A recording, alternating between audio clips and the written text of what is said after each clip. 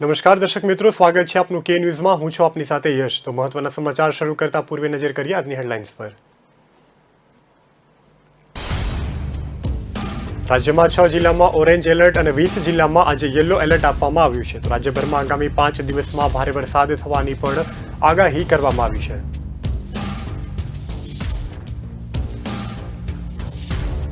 સિરિયામાં પારિવારિક વિવાદનું કરુણ અંજામ સામે આવ્યું છે। તો સિરિયાની રાજધાની ટાટર્સમાં આવેલા જસ્ટિસ પેલેસ સામે એક ગ્રેનેડ ફૂટ કરતા 3 લોકોના મૃત્યુ થયા છે।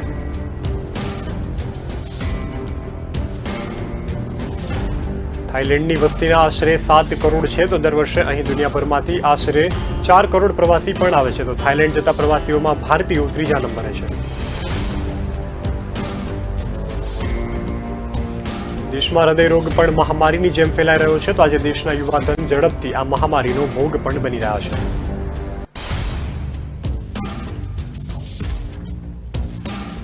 ભારતીય સેનાએ એક મોટી સફળતા હાંસલ કરતા જમ્મુ કાશ્મીરના ઉરીમાં આજે વધુ એક આતંકવાદીને ઠાર કર્યો છે। તો હવે જોઈએ સમાચાર વિગતવાર। રાજ્યમાં 6 જિલ્લામાં ઓરેન્જ એલર્ટ અને 20 જિલ્લામાં આજે યલો એલર્ટ આપવામાં આવ્યું છે। તો રાજ્યમાં આગામી 5 દિવસમાં ભારે વરસાદ થવાની આગાહી પણ કરવામાં આવી છે। તો આજે સવારથી જ અમદાવાદમાં પવન ફૂંકાવાનો પણ શરૂ થયો છે। તમામ જિલ્લા વહીવટીતંત્રએ સ્ટેન્ડ બાય રાખવામાં આવ્યું છે અને ગુલાબ નામનું ચક્રવાતી વાવાઝોડું ઓરિસ્સાના સાગર કાંઠે 2 દિવસ પહેલા ટકરાયા બાદ નબળું પડ્યું હતું ને જોકે ચક્રવાતની અસર હેઠળ મહારાષ્ટ્ર, ગુજરાત, રાજસ્થાન અને અમુક વિસ્તારોમાં પણ ભારેથી અતિ ભારે વરસાદ પડવાની આગાહી હવામાન વિભાગે કરી છે। તો ખાસ કરીને દક્ષિણ ગુજરાત અને સૌરાષ્ટ્રમાં પણ આગામી 3 દિવસ ભારે વરસાદ થવાની શક્યતા છે। સપ્ટેમ્બર મહિનામાં સરેરાશ 110 મિલીમીટર જેટલો વરસાદ થયો હોય છે। તો આ વર્ષે પણ 340 મિલીમીટર એટલે કે સરેરાશ 3% વરસાદ થયો છે। તો ટકાવારીની રીતે દેશમાં સપ્ટેમ્બરમાં સરેરાશની સામે સૌથી વધુ ગુજરાતમાં વરસાદ પડ્યો છે। તો ભારતીય હવામાન ખાતાની 110 વર્ષ ઓલ ઇન્ડિયા રેનફોલ મંથલમાંથી આંકડાઓને આધારે કરાયેલા વિશ્લેષણ મુજબ છેલ્લા 100 વર્ષમાં ચોમાસાના ઇતિહાસમાં આ વર્ષે સપ્ટેમ્બરનો આ સમયગાળો બીજા નંબરનો સૌથી વધુ વરસાદ ધરાવનારો છે। સેન્ટ્રલ વોટર કમિશનના વિજ્ઞાનીઓએ વરસાદની પેટર્ન પર કરેલું રિસર્ચ ઓથોરિટી દ્વારા એન્ડ એપ્લાઇડ ક્લાઇમેટોલોજી દ્વારા પ્રકાશિત થયું છે ને જેના જણાવ્યા મુજબ લો પ્રેશરમાં થતા ફેરફારોને કારણે વરસાદની મંથલી પેટર્નમાં ફેરફાર જોવા મળ્યો છે અને હવામાન ખાતાના નિયામકે પણ જણાવ્યું છે કે આ વખતે સપ્ટેમ્બરમાં લો પ્રેશર સિસ્ટમ બની અને ગુજરાત તરફ આવી હતી જેને કારણે આ મહિને સારો વરસાદ થયો છે।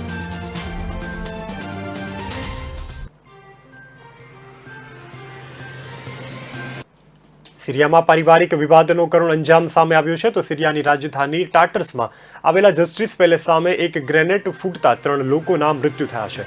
તો રિપોર્ટ પ્રમાણે 2 ભાઈઓ વચ્ચે પારિવારિક વિવાદ ચાલી રહ્યો હતો અને બંને ભાઈઓ વકીલ સાથે જસ્ટિસ પેલેસ પહોંચ્યા હતા અને ત્યારે જ વિવાદ વકરતા બોલાચાલી થઈ હતી ને એક ભાઈએ ગ્રેનેડ હુમલાની ધમકી આપતા વકીલે તેને રોકવાનો પ્રયાસ કર્યો હતો પરંતુ વકીલ તેને પકડીને રોકે તે પહેલા જ ગ્રેનેડ ફાટ્યો હતો અને આ બ્લાસ્ટમાં બંને ભાઈઓ સાથે વકીલના પણ ધડચા ઉડી ગયા હતા। તો સાથે જ ઘટના સ્થળે હાજર 11 લોકો પણ ઘાયલ થયા હતા અને બોમ્બ ધડાકાની આ ઘટના બાદ તરત જ ઓથોરિટીએ આખા વિસ્તારને કોર્ટન કરી અને સુરક્ષા વ્યવસ્થાને સાધન પણ બનાવી હતી। તો આ મામલે સત્તાવાળાઓએ પણ આવું હિચકારું પગલું ભરવા પાછળના કારણ જાણવા માટે પણ તપાસ હાથ ધરી છે।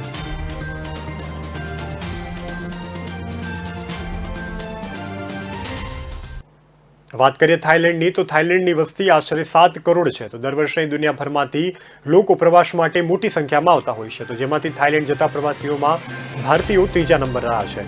તો પહેલા પણ ક્રમે ચીન અને બીજા ક્રમે મલેશિયા છે પરંતુ કોરોના કાળમાં થાઈલેન્ડમાં વિદેશી પ્રવાસીઓમાં જબરદસ્ત ઘટાડો પણ થયો છે। તો આ વાતનો અંદાજ તેના પરથી આવી શકે છે કે અહીં છેલ્લા 8 મહિનામાં ફક્ત 73,923 વિદેશી પ્રવાસીઓ આવ્યા છે।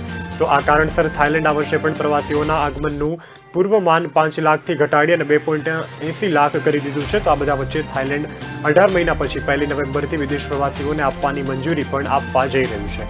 તો ખાસ કરીને વાત એ છે કે ચીન અને મલેશિયાને છોડી અને ભારતીયોને પ્રાથમિકતા આપશે અને થાઈ ટુરિઝમ કાઉન્સિલના ઉપાધ્યક્ષ સોમસંગ ચીફજુએ કહ્યું છે કે 1 નવેમ્બરથી પ્રવાસન કેન્દ્રો ખોલવાની યોજના તૈયાર કરી છે અને ભારતીયો માટે પણ દિવાળી એક સુંદર તક હોઈ શકે છે કારણ કે દિવાળી પછી ભારતીયો અહીં ફરવા આવતા હોય છે અને તેમની ખર્ચ શક્તિ પણ વધુ છે।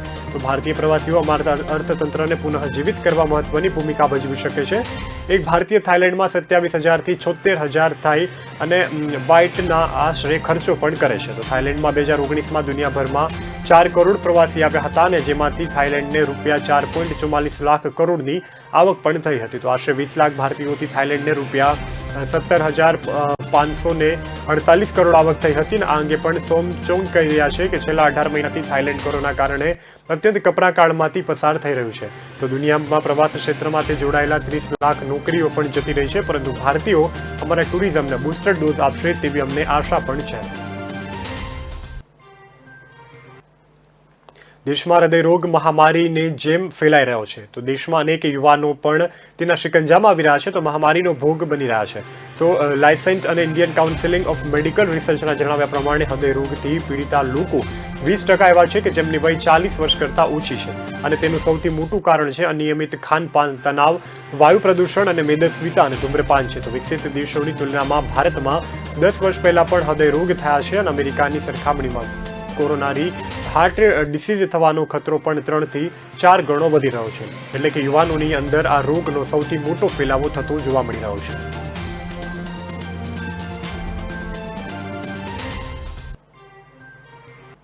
ભારતીય સેનાએ એક મોટી સફળતા હાંસલ કરી છે. જમ્મુ અને કાશ્મીરમાં ઉરીમાં આજે વધુ એક આતંકીને ઠાર કર્યો છે. તો સર્જિકલ સ્ટ્રાઇકના 5 વર્ષ પૂરા થવાના પ્રસંગે સેનાએ ઉરી જેવું અન્ય મોટું ષડયંત્ર નિષ્ફળ બનાવવામાં સફળતા મેળવી છે. તો 5 વર્ષ અગાઉ પણ ઉરીમાં જ આતંકવાદીઓને સેના પર હુમલો કર્યો હતો. તો 19 ઇન્ફે ડિવિઝનના general officer commanding manager general Virendra વત્સે પત્રકાર પરિષદમાં જણાવ્યું છે કે સરહદ પાસે 9 દિવસીય અભિયાન ચાલી રહ્યું હતું, અને આ અભિયાન હેઠળ કુલ 7 આતંકવાદી સેનાને હાથે ઠાર પણ થયા છે. તો જનરલ વિરેન્દ્રએ જણાવ્યું છે કે અભિયાન 18 સપ્ટેમ્બરના પ્રારંભ શરૂ થયું હતું, અને તપાસ અભિયાન માટે સેનાને પણ સરહદ પર ઘૂસણખોરી થતી હોવાની આશંકા ગઈ હતી. તો તેમણે જણાવ્યું છે કે જ્યારે એન્કાઉન્ટર શરૂ થયું તો 2 ઘૂસણખોર સીમા રેખામાં ઘૂસ્યા, જ્યારે 4 ઘૂસણખોર ત્યાં જ અટકી ગયા હતા. તો ગોળીબારી બાદ સર્જાયેલા ધુમાડાનો લાભ લઈ અને 2 આતંકવાદી ભારતીય સીમામાં ઘૂસી ગયા હતા. તો 25 સપ્ટેમ્બરના રોજ એક કાઉન્ટરમાં એક આતંકવાદીને મારી પકડવામાં આવ્યો હતો. તો જ્યારે અન્ય એક આતંકવાદીની ધરપકડ પણ કરવામાં આવી હતી, અને આતંકવાદીએ પોતાનું નામ અલી બાબર પાત્રા તરીકે કહ્યું છે. તો આતંકવાદી પાકિસ્તાનના પંજાબનો રહેવાસી છે, અને લશ્કર એ તૈયાબ સાથે પણ તે જોડાયેલો છે.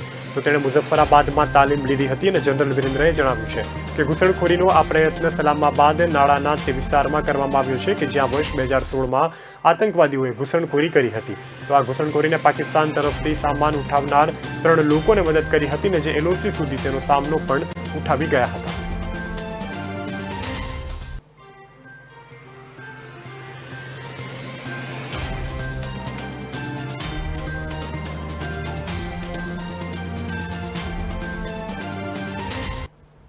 હાલ સમય થયો છે એક નાનકડા વિરામનો. વિરામ બાદ ફરી મળીશું.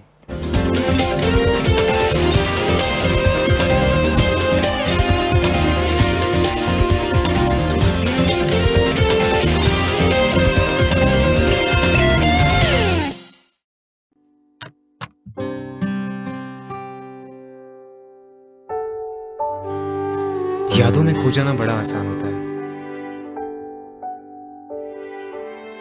और कुछ चीजें इन यादों के बहुत करीब ले जाती है. हर लम्हा नजर के सामने आ जाता है, उस पल की खुशी महसूस होने लगती है, मानो कल की ही बात हो. वक्त बीत जाता है मगर दिल के रिश्ते कभी नहीं बदलते. ऐसे ही दिलों के रिश्ते सजाए अजय अरविंद भाई खत्री.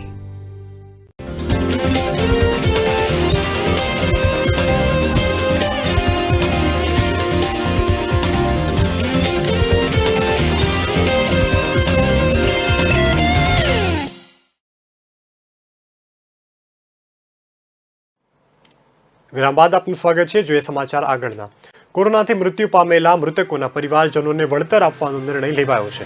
ત્યારે રાજ્યમાં કોરોના મૃતકોના સરકારના આંકડાઓમાં વિરોધાભાસ જોવા મળ્યો છે. તો મંગળવારે વિધાનસભામાં સરકારે રાજ્યના 33 જિલ્લામાંથી કોરોનાના 3,864 લોકોના મોત થયા હોવાનું જાણવા મળ્યું છે. જોકે સરકાર દ્વારા કોરોના અપડેટ માટે જાહેરાત કરાતી યાદીમાં કોરોના મૃતકોની સંખ્યા પણ 10,082 છે. અને બીજી તરફ વિધાનસભામાં પૂછાયેલા એક સવાલના જવાબમાં સરકારના જ મંત્રીએ સ્વીકાર્યું હતું કે કોરોનાને કારણે માતા પિતા બંને ગુમાવનારા બાળકોની સંખ્યા પણ 211 છે, અને માતા કે પિતા ગુમાવનાર બાળકોની સંખ્યા પણ 10,867 27 છે, જે આંકડો પણ 3854 મોતના આંકડા કરતાં ઘણો વધારે છે. તો વિધાનસભાની બહાર વિરોધ પક્ષે કોંગ્રેસના નેતા પરેશભાઈ ધાનાણીએ સરકાર પર મોતના ખોટા આંકડા જાહેર કરવાનો આક્ષેપ પણ કર્યો હતો. તો અગાઉ પણ કોવિડ મૃતકોને 4 લાખથી સહાય જાહેર કરવાની માંગણીને લઈ અને ગૃહમાં કોંગ્રેસે દેખાવો કર્યા બાદ 4 સભ્યોને દિવસભર માટે સસ્પેન્ડ કરાયા હતા અને સસ્પેન્ડ બાદ રદ કરાયું હતું. પણ કોંગ્રેસ વિરોધ ઝાંખી રાખ્યો છે. તો પ્રશ્નોત્તરી કાળ દરમિયાન પણ ખેડબ્રહ્માના ધારાસભ્ય અશ્વિન કોટવાલે દાવો કર્યો હતો કે મારા જિલ્લામાં ગામડે ગામડે મોત થયા છે, પણ સરકારે જે આંકડો આપ્યો છે તે ખોટો છે અને આરોગ્ય મંત્રી ઋષિકેશ પટેલે તેમના આક્ષેપોને ફગાવી પણ દીધા હતા. તો કોરોનાને કારણે માતા પિતા ગુમાવનારા બાળકને પણ સહાયની ચૂકવણી અંગે કોંગ્રેસના ધારાસભ્ય ગેનીબેન ઠાકોરે સરકારને સવાલ પૂછ્યો હતો, જેના જવાબમાં સરકારે 10,827 બાળકોએ માતા કે પિતા જ્યારે 211 માતા પિતા બંને ગુમાવનારનું એવું સ્વીકાર્યું હતું.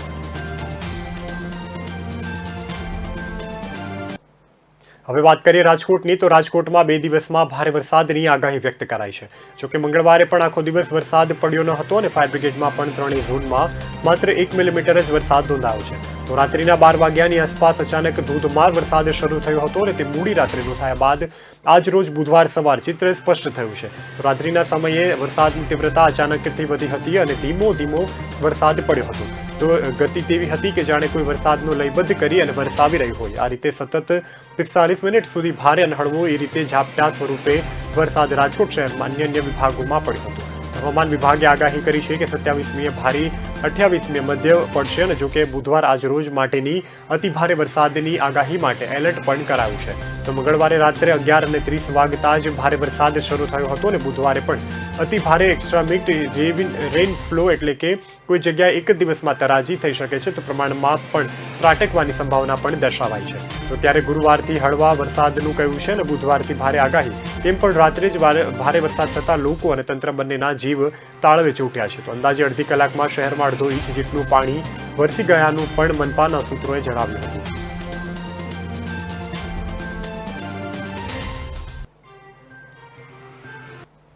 છેલ્લા 1 વર્ષમાં સિંગ તેલ, પામોતીન તેલ અને કપાસિયા તેલ જેવા ભાવમાં વધારો થયો છે.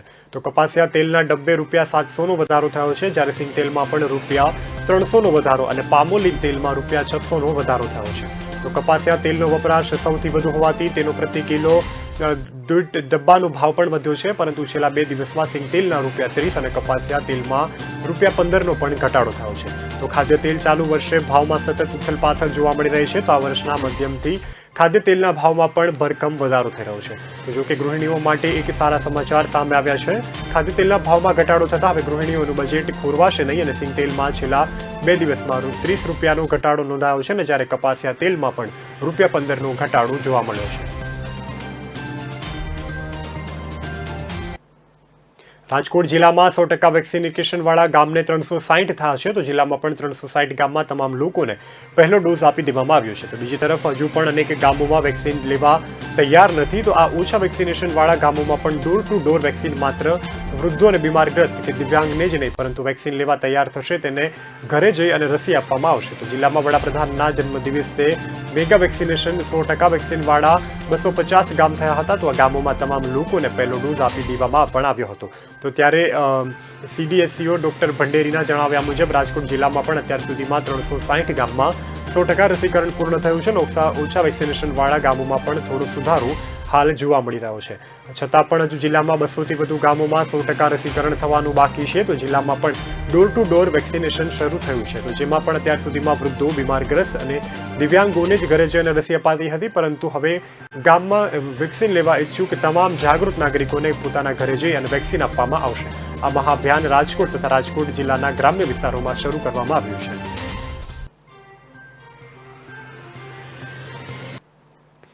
હવે વાત કરીએ સુરત શહેરની. તો સ્માર્ટ સિટી સુરતમાં રખડતા ઢોરનો ત્રાસ દિવસે ને દિવસે વધતો ગયો છે. તો તેનાથી છુટકારા માટે પાલિકાએ પશુપાલકોના જાનવર નિભાવ પોલિસી ભારે ફેરફાર કરશે. તો દંડના ચાર્જીસમાં પણ બમણીથી લઈને 5 ગણો વધારો કરાશે. તો જાનવરો પર રેડિયો અને ફ્રીક્વન્સીઝ અને આઈડેન્ટિફિકેશન ડિવાઇસ તથા વિઝ્યુઅલ ટેગ લગાડી અને જાનવર કેટલી વખત રખડતા પકડાયું છે તે પણ ટેગ કરાશે. તો કતારગામ અને ભેસ્તાનના ઢોર ડખરામાં 1500 જેટલા જાનવરો રાખી શકાય છે, તે રીતે પણ કેપેસિટી વધારાશે.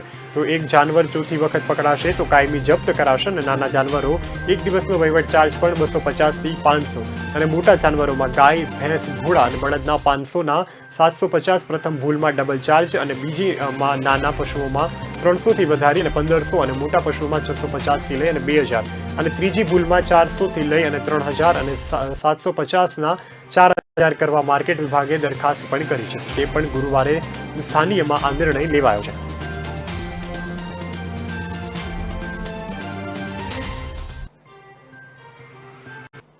હાલ સમય થયો છે એક નાનકડા વિરામનો. વિરામ બાદ ફરી મળીશું.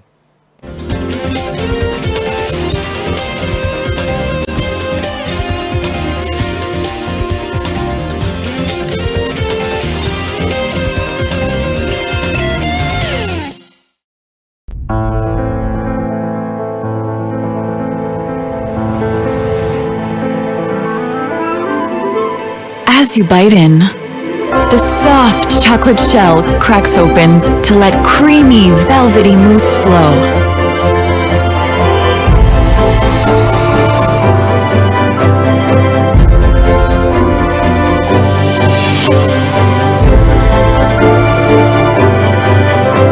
New Fabel Soft Centers.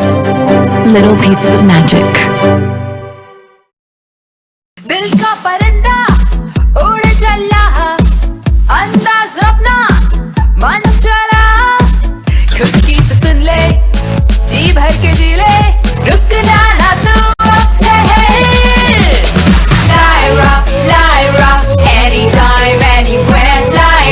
Lyra, everybody loves to wear. Lyra, anytime, anywhere.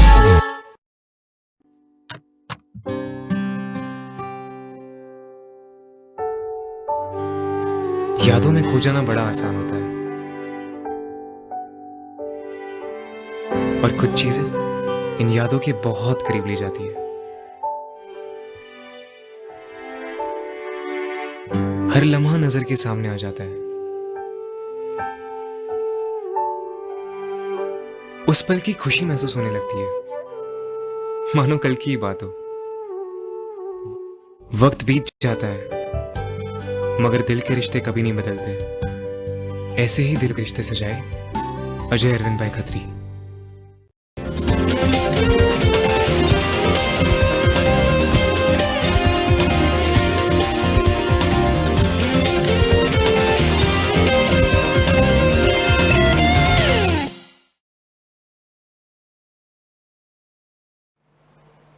વિરામ બાદ આપનું સ્વાગત છે. જોઈએ સમાચાર આગળના. ગત જાન્યુઆરીથી ડિસેમ્બર સુધીમાં દરમિયાન સુરત આરટીઓમાં રજીસ્ટર્ડ થયેલા કુલ વાહનો કરતાં વધુ વાહનો આ વર્ષે રજીસ્ટર્ડ થયાનો અંદાજ છે.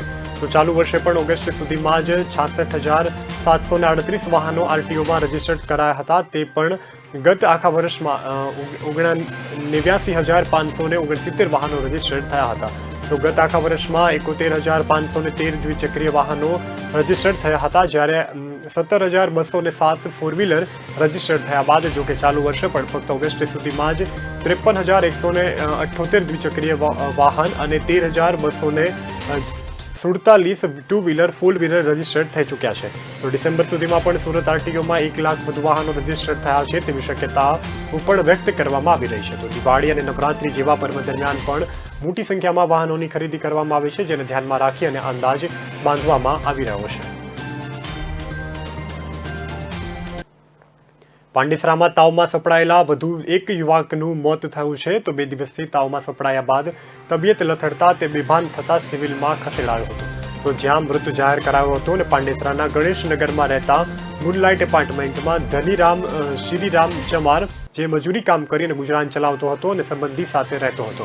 2 દિવસ પહેલા જ તાવ આવ્યો હતો અને જેથી નજીકના દવાખાનામાંથી સારવાર પણ લઈ રહ્યો હતો. તો મંગળવારે સવારે તેની તબિયત વધુ લથડી ગઈ હતી ને જેથી તેને સંબંધી કુલદીપભાઈ બેભાન હાલતમાં સારવાર માટે સિવિલ હોસ્પિટલ લઈ ગયા હતા. તો ત્યાં ફરજ બજાવનાર તબીબે તેને મૃત જાહેર કર્યો હતો અને બનાવની જાણ થતાં પાંડેસરા પોલીસ અને સિવિલ હોસ્પિટલ ખાતે દોડી આવી હતી. તો ધનીરામના મોતનું સાચું કારણ જાણવા પોસ્ટમોર્ટમની તજવીજ પણ હાથ ધરી છે. તો બનાવ અંગે પણ હાલમાં અકસ્માત મોતની નોંધ કરીને વધુ તપાસ હાથ ધરી રહી છે. તો પાંડેસરા ગણેશનગરમાં જ 16 ડિસેમ્બરના રોજ નવીનભાઈ ધનંજનભાઈ તિવારીનું ઝાડા ઉલટી થયા બાદ મૃત્યુ નિપજ્યું હતું. ત્યારબાદ પણ 18 સપ્ટેમ્બરના રોજ પાંડેસરા ગણેશનગરમાં રહેતા જીતેન્દ્રભાઈ વર્માના 3 વર્ષીય પુત્ર નિખિલનું પણ ઝાડા ઉલટીના બાદ મૃત્યુ થયું હતું.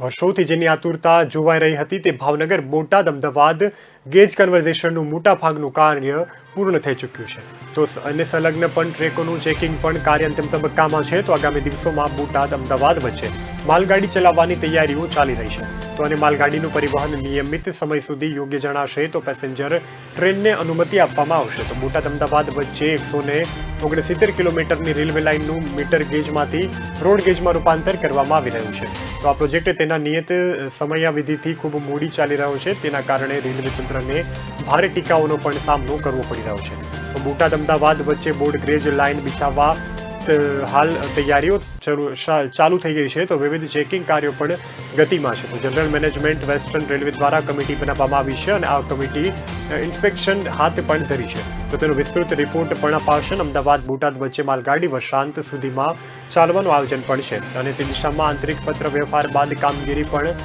શરૂ કરી દેવામાં આવી છે. અને અમદાવાદ ભાવનગર વચ્ચે રેલ માર્ગનું અંતર પણ ઘટીને 4 કલાકનું થઈ જશે. અને અગાઉ પણ ભાવનગર અમદાવાદ વચ્ચે જે રીતે ઇન્ટરસિટી ટ્રેન ચલાવવામાં આવતી હતી તે મુસાફરો તરફથી તેને સારો પ્રતિસાદ પણ સાંપડી રહ્યો છે. તે મુજબ જ ભાવનગર અમદાવાદ વચ્ચે બ્રોડ ગેજ ચાલુ થયેલી ઇન્ટરસિટી ટ્રેન પણ ચલાવાશે.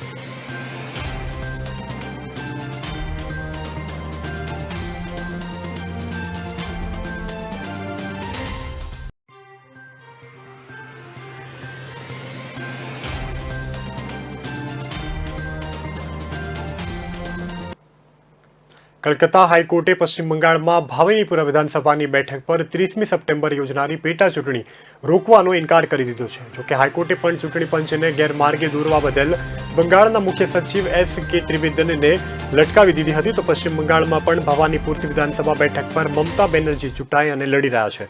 તો બંગાળના મુખ્ય સચિવે ચૂંટણીને પંચને ગેરમાર્ગે દોર્યો હોવાનો દાવો કરતા ચૂંટણી પાછી ઠેલાવવા માટે થયેલી છે. તો એક અરજીના સુનાવણીમાં કલકત્તા હાઈકોર્ટે જણાવ્યું છે કે વર્તમાન તબક્કે પણ ભવાનીપુરામાં ચૂંટણી યોજવા ચૂંટણી પંચના નિર્માણ અને કોઈ દખલ કરતા માંગવા નથી.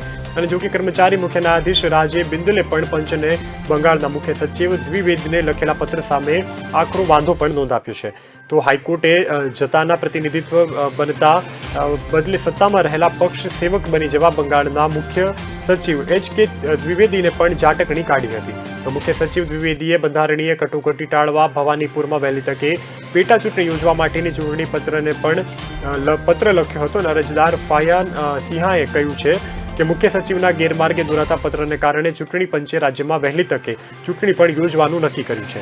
હાઈકોર્ટે નોંધાવ્યું છે કે મુખ્ય સચિવ દ્વિવેદીએ ચૂંટણી પક્ષને લખેલા પત્રના છઠ્ઠા ફરારમાં ખોટી માહિતી આપી હતી અને તેમણે પંચના લખ્યું છે કે રાજ્યમાં કોરોનાથી નિયંત્રિત હેઠળ છે અને આ માહિતી વાસ્તવિકતાથી તદ્દન વિપરીત હતી. વધુમાં તેમણે રાજ્યમાં પૂરતી સ્થિતિ અંગે પણ ચૂંટણી પંચને ગેરમાર્ગે દોર્યું હતું અને હકીકતમાં રાજ્યમાં મુશળધાર વરસાદ થયો હોવાનું બધા જ લોકો જાણે છે તેમ પણ હાઈકોર્ટે દરખાસ્તમાં જણાવ્યું હતું.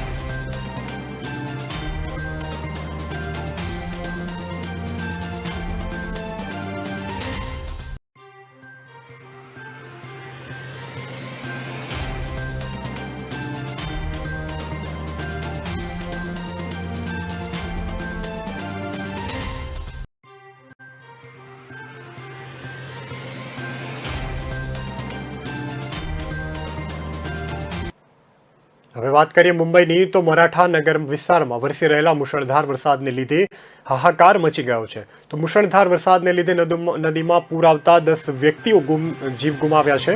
તો યમતવાડ ખાતે એક એસટી બસની તણાઈ જતા એક વ્યક્તિનું મૃત્યુ પણ થયું છે. તો 3 લોકો હજુ પણ લાપતા છે, જ્યારે લાતપુરમાં જિલ્લામાં 1 ડઝનથી વધુ પૂરથી લઈ અને ફસાઈ જતા તેઓને તંત્રએ બચાવવાની કામગીરી પણ હાલ હાથ ધરી છે. તો આ સિવાય એક ઘરમાં નુકસાન થયું હતું અને ખેતરોમાં પણ પાણી ભરાતા પાકને ભારે નુકસાન થયું છે. તો 200થી વધુ ઢોર પણ તણાઈ ગયેલા હોવાનું જિલ્લાધિકારીએ જણાવ્યું હતું. અને મરાઠાવાડા જેવા વિસ્તારોમાં પણ મોટા ભાગે દુષ્કાળગ્રસ્ત હોય છે, પણ રવિવાર અને સોમવાર તોફાની વરસાદમાં 200 જેટલા ઢોરો તણાઈ ગયા હતા અને અનેક લોકોના ઘરમાં પણ નુકસાની થઈ હતી. તો મંગળવારે સવારે યવમાળ જિલ્લામાં પણ વરસેલા ભારે વરસાદને પગલે એવા પૂરતો અંદાજ ન લગાતા રાજ્ય પરિવહન બસની વિભાગ નબળા બ્રિજ પરથી પસાર થતી હતી અને પૂરના પાણીમાં વહી જતા એક વ્યક્તિનું મૃત્યુ પણ થયું છે અને 3 વ્યક્તિ હજુ પણ લાપતા છે. તો આ ઘટના સવારે 8 વાગે ઉમરખેડી 2 કિલોમીટર અંતરે આવેલા દહાગાંવ પુલ પર થઈ હતી. તો એસટી બસ મહામંડળની સેમી લક્ઝરી બસ નાંદેડથી નાગપુરા જઈ રહી હતી અને આ બસમાં 4 પ્રવાસી સવાર હતા. તો શહેરની 2 કિલોમીટરના અંતરે આવેલા દહાગાંવ નાળાના પુલ પરથી પૂરતું પાણી ખૂબ જ જોરથી વહી રહ્યું હતું અને તેના પર બસ પસાર થઈ રહી હતી, ત્યારે પૂરના પાણીમાં તણાઈ ગઈ હતી અને આ બસ પુલથી 50થી 60 ફૂટના અંતર પર વૃક્ષમાં અટકી પડી હતી. અને મંગળવારે ભારે વરસાદને લીધે ઘનગાંવ ખાતે માજરા ડેમ છલકાતા ડેમના 18 દરવાજા ખુલ્લા કરી દેવાયા હતા અને જેથી બીડ જિલ્લાના કેટલાક ગામમાં પણ પાણી ભરાતા પૂરની સ્થિતિ સર્જાઈ હતી. એમ આ સિવાય પણ અન્ય જિલ્લામાં સતર્ક રહેવાની સૂચના ઓથોરિટી આપી હોવાનું અધિકારીઓ પણ જણાવી રહ્યા છે.